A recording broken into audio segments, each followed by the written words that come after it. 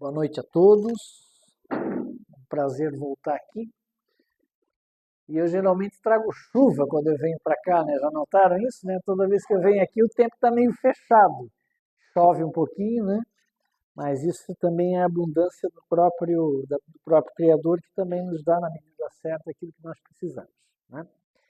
O tema de hoje, que é o mal que habita em nós, foi um tema que sempre me provocou bastante a curiosidade para que a gente entendesse por que o mal existe no mundo e principalmente nas nossas vidas, né? E em primeiro lugar, obviamente, né, não tem como a gente não imaginar que a importância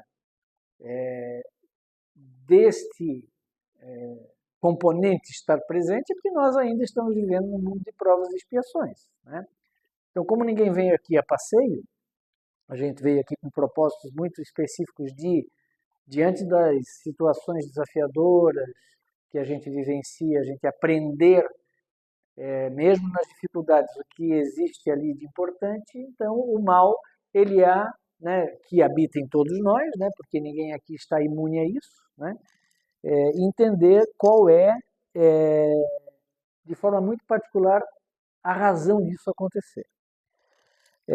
É natural que a gente se depare com dificuldades várias, né, isso obviamente, e dentre elas ainda a própria existência do mal. Mas nós costumamos muito mais olhar o mal que está no outro do que o mal que está dentro de nós mesmos, né? Porque é muito mais fácil criticar aquele que está na nossa frente do que propriamente nos olharmos com aquele olhar de raio-x, né, para entender que dentro de nós também existe alguma maledicência que acaba brotando, né, em alguns momentos das nossas vidas.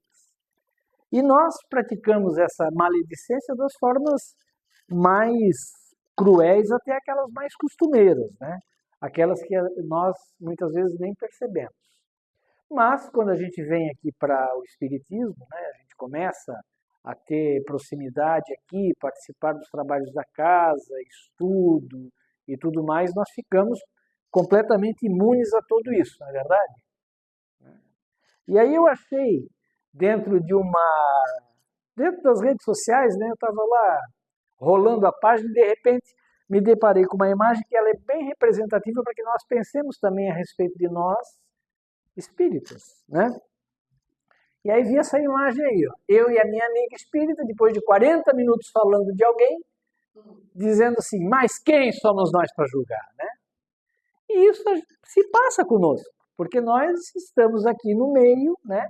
E a gente ainda derrapa, né? Quando a gente encontra alguma dificuldade e às vezes nem se apercebe dela, né? Mas ela de fato acontece.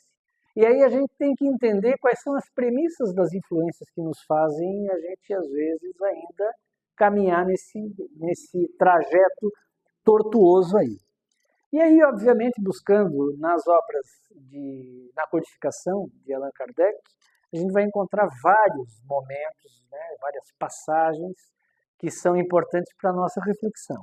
E a primeira delas é, né, do Evangelho segundo do Livro dos Espíritos, que é a questão 459. Perdão, que eu passei uma a mais aqui.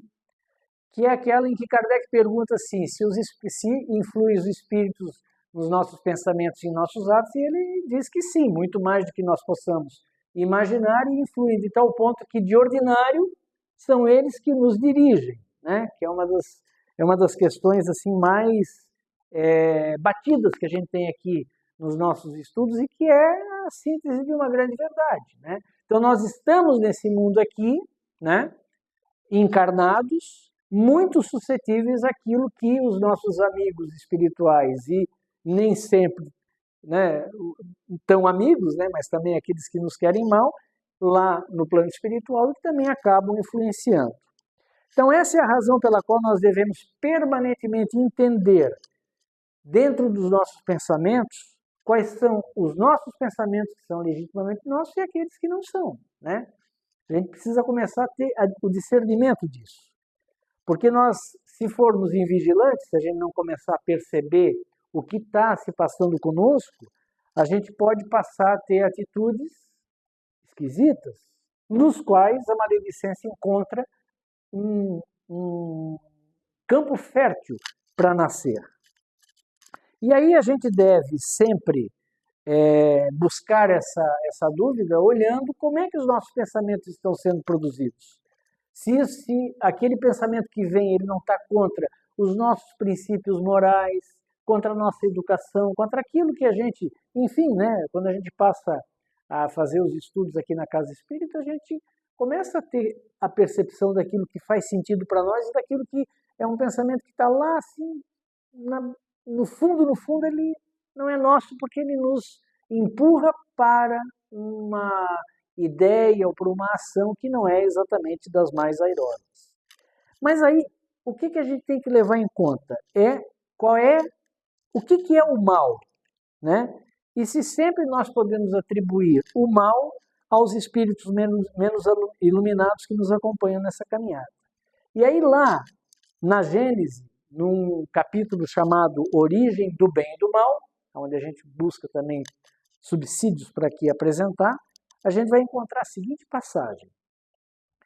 Pode dizer-se que o mal é a ausência do bem, como o frio é a ausência do calor, como a escuridão é a ausência da luz, complemento eu. Assim como o frio não é um fluido especial, também o mal não é um atributo distinto. Um é o negativo do outro, né?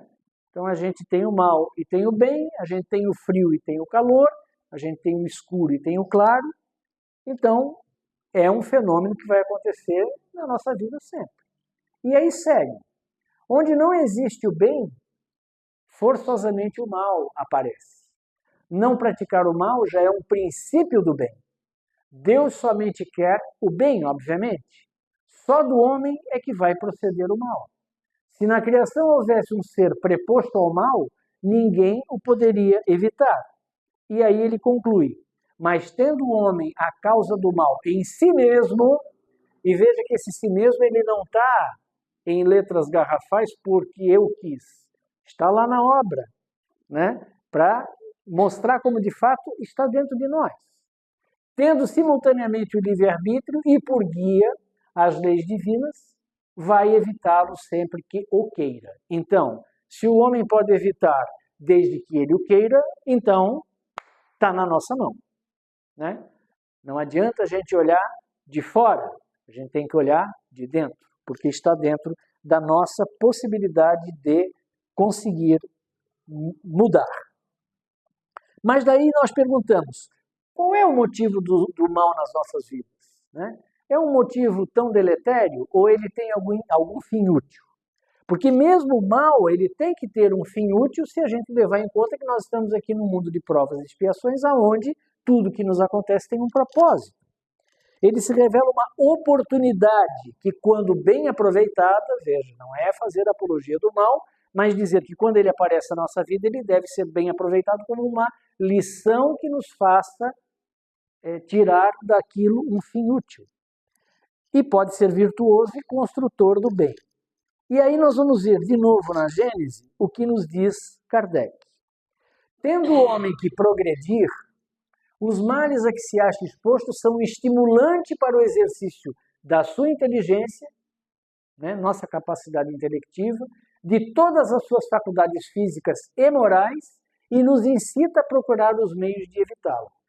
Então ele provoca em nós uma reação para que nós respondamos essa reação com o positivo, que é buscar o bem. E aí ele segue. Se ele nada houvesse de temer, nenhuma necessidade o induziria a procurar o melhor. Então o mal é na nossa vida aquela alavanca que nos coloca para frente, mas que a gente tem que saber o que fazer com aquele sentimento que nos é apresentado.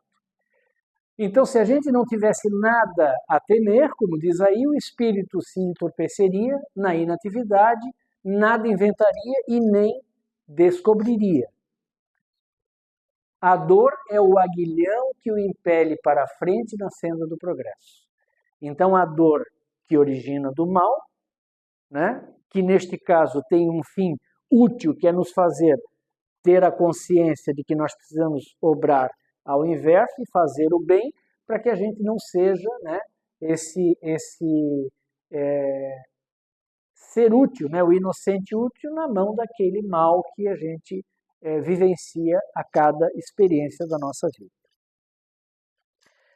Mas nós não devemos confundir a oportunidade que o mal nos dá de percebermos os nossos equívocos para com ele compactuar, para aceitar o mal como uma coisa normal. Porque, na verdade, né, o que a gente vai fazer com a matéria-prima que nos é dada é que faz totalmente a diferença. Né? De ordinário, o mal que assola a nossa vida é uma criação do nosso próprio relaxamento, da nossa própria desídia de viver no caminho do bem. Ele nasce nas nossas mentes de uma forma insidiosa, né?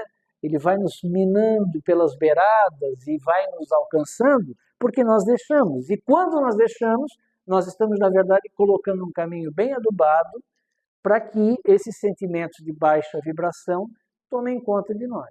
E aí é que nós temos que saber o que fazer com isso. E aí, de novo, na Gênese, lá na origem do bem e do mal, nós ainda vamos encontrar essa passagem. Porém, os males mais numerosos são os que o homem cria pelos seus vícios. Então, é responsabilidade nossa. Os que provêm do seu orgulho, do seu egoísmo, da sua ambição, da sua cobiça, que é a cupidez, dos seus excessos em tudo. Então, nós não podemos culpar ninguém. Se alguém é culpado, somos nós mesmos quando nós somos indiligentes e não fazemos a nossa parte na senda do bem. Kardec nos ensina, e aí começa a nos dar em outra obra, lá na introdução do Evangelho segundo o Espiritismo, também algumas reflexões importantes para a gente poder pensar um pouco.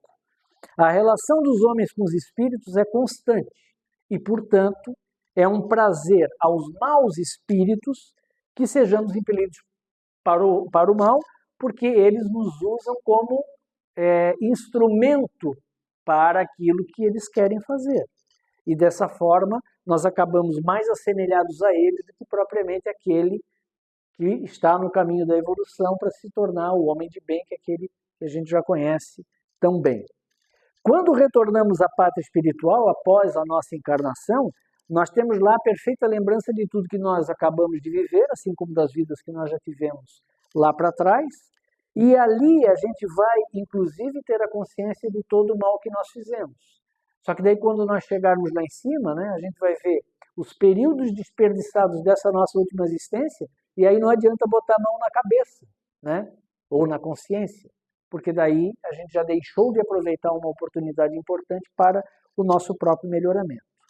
Essa aferição das ações do homem tem a ver com a forma como nós tomamos as nossas decisões, como nós tomamos as nossas atitudes, como nós procedemos no nosso dia a dia.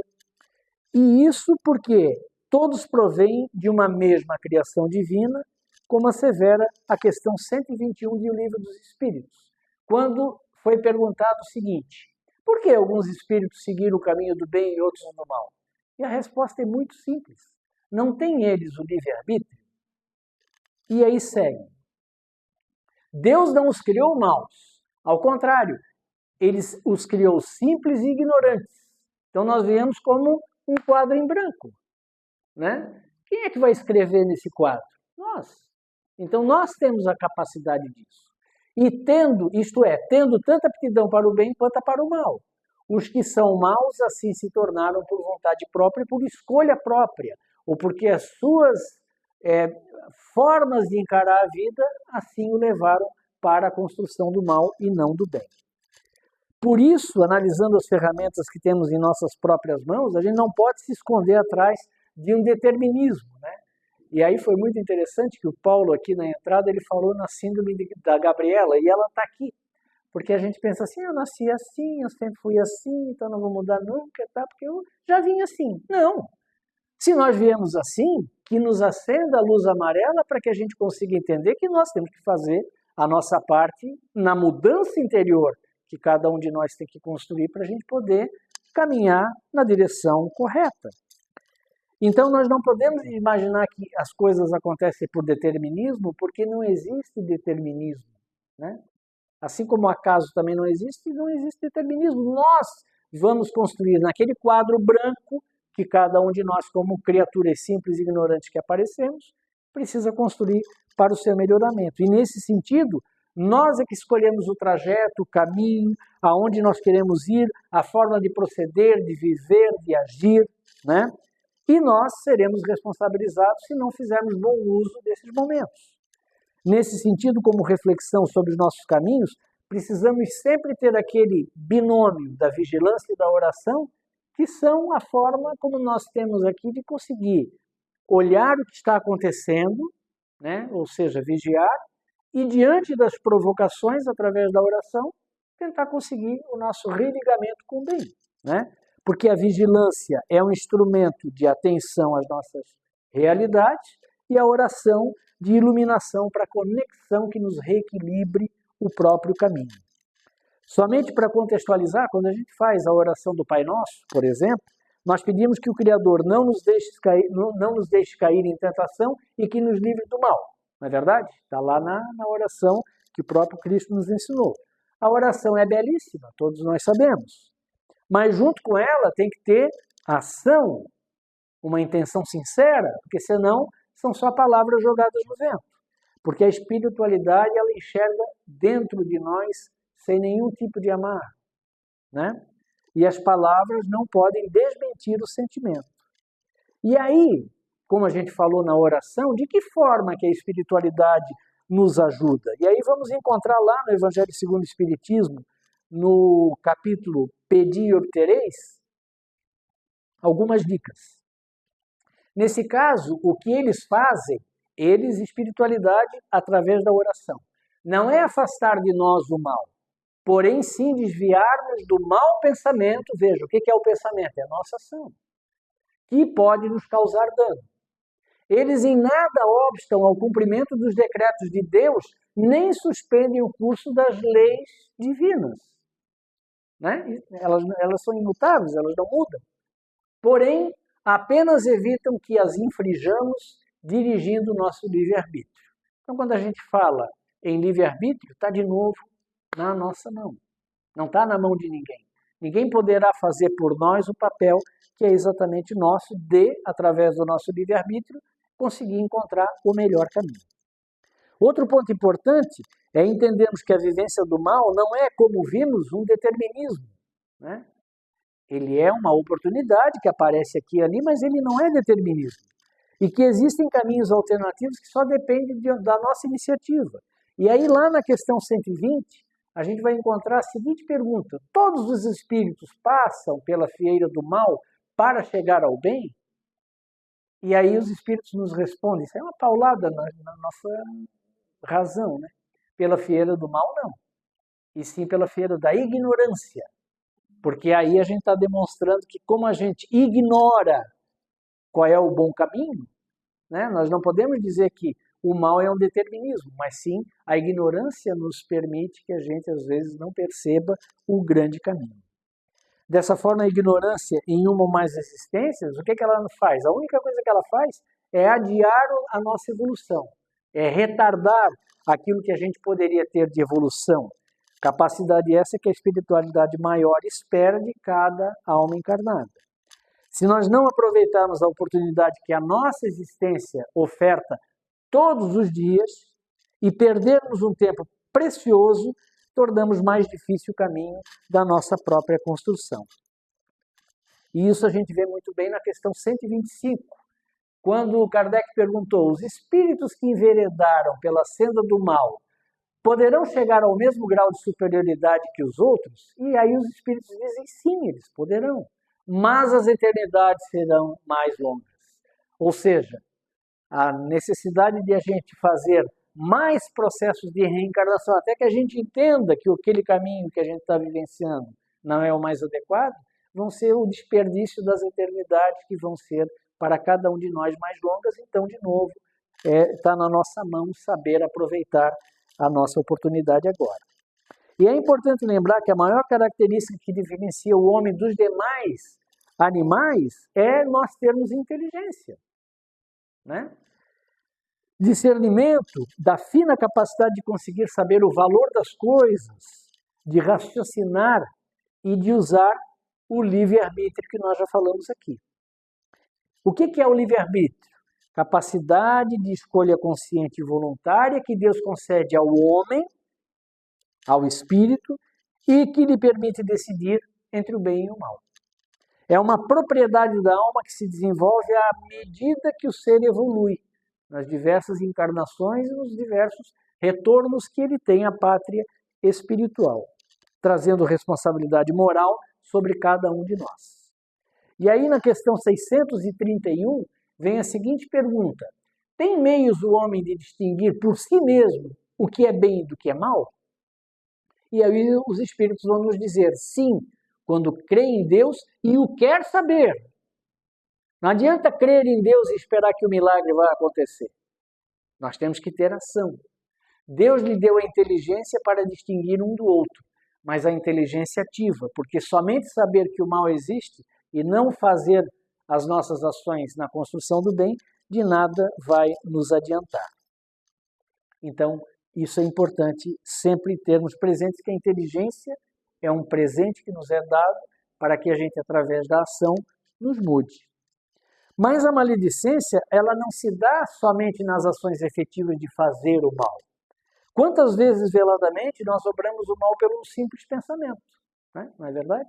A gente pensar uma coisa desairosa, no desejo mais íntimo da vontade de que algo nobre, menos nobre aconteça. Isso não nos faz menos responsáveis, porque pensar no mal já é um indício de que o mal está brotando dentro de nós. É um indício de um comportamento inferior que precisa também ser objeto da nossa preocupação para o melhoramento. E aí vejamos o que é a consequência de um mau pensamento na questão 641, quando Kardec perguntou: será tão repreensível quanto fazer o mal o desejá-lo? E aí os espíritos disseram sim. A virtude em se resistir voluntariamente ao mal que se deseja praticar, sobretudo quando há possibilidade de satisfazer-se a esse desejo. E completa: se apenas não o pratica por falta de ocasião, é culpado quem o deseja, na mesma medida. Então não adianta assim, é porque não teve oportunidade de fazer o mal que se salvou, não. Já pensou, já obrou, já a sua frequência já foi para aquela sintonia de menor valor e, portanto, ela também, né, é culpado porque também o desejou. Então, mesmo que o mau pensamento não seja tornado ação, já gera repercussões àquele que assim o pensa. É como compararmos com a sintonia, de modo geral, que nós temos com a espiritualidade. Se a nossa sintonia é com espíritos de baixa frequência, né, nós vamos ter esse tipo de comportamento, porque isso é o que vai manobrar a nossa vida. É preciso, portanto, que nós construamos um caminho para nos afastarmos daquilo que não é positivo e nos melhorarmos passo a passo na senda da verdade. Esse melhoramento que se busca não foi trazido de forma inovadora somente por Cristo. Ele está há bastante tempo no mundo, né? Porque representa um desejo de alteração de atitudes para o bem. É um princípio que nos foi apresentado muito antes, como veremos na própria lição de Kardec, que está lá na questão 919 do Livro dos Espíritos. Qual o meio prático mais eficaz que tem o homem de se melhorar nesta vida e de resistir à atração do mal? E aí ele disse, os espíritos, um sábio da antiguidade já nos disse: conhece-te a ti mesmo. Isso é de Sócrates, que viveu 400 anos antes de Cristo. Então não tem novidade nenhuma, né, de que a gente precisa ter o conhecimento de nós mesmos, né? E aí quando a gente vem estudar aqui, né, nos nossos grupos de estudo, na Casa Espírita, né, tem uma obra de Joana de Ângeles que ela diz o seguinte: estuda o Espiritismo, mas principalmente estuda-te. Então, quando a gente vem para cá, se a gente não faz com que isso seja útil para a nossa vida, né, a gente só está fazendo mais uma atividade mecânica. Tem que ter a devolutiva para que nós possamos fazer com que todo esse trabalho seja útil para cada um de nós. No sentido do pleno conhecimento é que trazemos também outra lição de Kardec, uma das mais belas passagens do Evangelho segundo o Espiritismo, quando ele fala do homem de bem, né? Que é aquela parte ali que se a gente conseguisse 2% do que está ali, a gente já poderia se dar por feliz numa encarnação, né? Capítulo que tem o adequado título de Sede Perfeitos, né? Ensinando-nos o seguinte. Então, isso aqui está lá em O Homem de Bem do Evangelho segundo o Espiritismo. Em todas as circunstâncias, toma por guia a caridade, tendo como certo que aquele que prejudica a outrem com palavras malévolas, que fere com seu orgulho e o seu desprezo a suscetibilidade de alguém, que não recua à ideia de causar um sofrimento, uma contrariedade, ainda que ligeira, quando pode evitar, falta o dever de amar o próximo e não merece a clemência do Senhor. É até duro o que está aqui, mas é verdadeiro. Porque se nós, veja, se em qualquer circunstância a gente fere com o nosso orgulho, com o nosso desprezo, com a disposição de receber influências do outro e causa a ele algum tipo de contrariedade, sofrimento, ainda que seja breve e ligeiro, a gente está faltando a esse dever de amor ao próximo e, portanto, não merece a clemência do Senhor, como nos diz Kardec no Evangelho segundo o Espiritismo. Em arremate, também é importante trazer a contribuição de Cristo na lição de retribuir o mal como bem, que está lá relatada por Lucas e que deve ressignificar a nossa atuação em relação àqueles que nós não prezamos ou que não gostamos tanto, justamente aqueles a quem, em geral, dirigimos a ação das nossas maledicências. Então, lá no Evangelho segundo o Espiritismo, também no capítulo que tem o sugestivo nome de Amai os vossos inimigos em retribuir o mal com bem, nós vamos encontrar a seguinte mensagem. Se somente amardes aqueles que vos amam, que mérito se vos reconhecerá, uma vez que mesmo as pessoas de má vida também amam aqueles que amam. Se o bem somente o fizerdes àquele que fazem a você, que mérito vos reconhecerá, dado que o mesmo também faz a gente de má vida? Pelo que vos toca, amai os vossos inimigos, fazei o bem a todos e auxiliai sem esperar coisa alguma. Sede, pois, cheios de misericórdia, como cheio de misericórdia é o vosso Deus. E aí, às vezes, a gente lê, né, principalmente essa parte aqui, né? Amai os vossos inimigos, fazei o bem a todos e auxiliai sem esperar coisa alguma. É uma tarefa difícil, a gente sabe, né? Porque as pessoas que nos fazem mal, às vezes a gente tem aquele sentimento de azedume que nasce lá brota lá do fundo. Mas, enfim, cada um de nós tem que fazer a sua parte. E na sequência desse mesmo capítulo, Kardec nos traz, isso aqui foi Jesus que falou, mas Kardec também nos traz uma lição que representa muito no aspecto das ações do mal versus as ações do bem. E explica a interpretação do que é o amar, que está aqui na mensagem que foi trazida pelo próprio Jesus. Que, em última análise, é o que nos pode dar o norte para nós desmancharmos esse mal que habita dentro de nós. E aí Kardec nos traz essa linda mensagem que diz assim: amar os inimigos não é, portanto, ter a eles uma afeição que não está na natureza. Tendo em vista que o contato de um inimigo nos faz bater o coração de um modo muito diferente do seu bater ao contato de um amigo. Quando a gente encontra uma pessoa que a gente não gosta, já sobe aquele frio na espinha. Mas aí segue Kardec. Amar os inimigos é não lhes guardar ódio, nem rancor, nem desejo de vingança. Então só essa frase aí já ficou fácil, né? É perdoar-lhes sem pensamento oculto e sem condições ao mal que eles nos causem. É não opor nenhum obstáculo à reconciliação com eles. É desejar a eles o bem e não o mal. É experimentar alegria em vez de tristeza, o bem que lhes possa advir.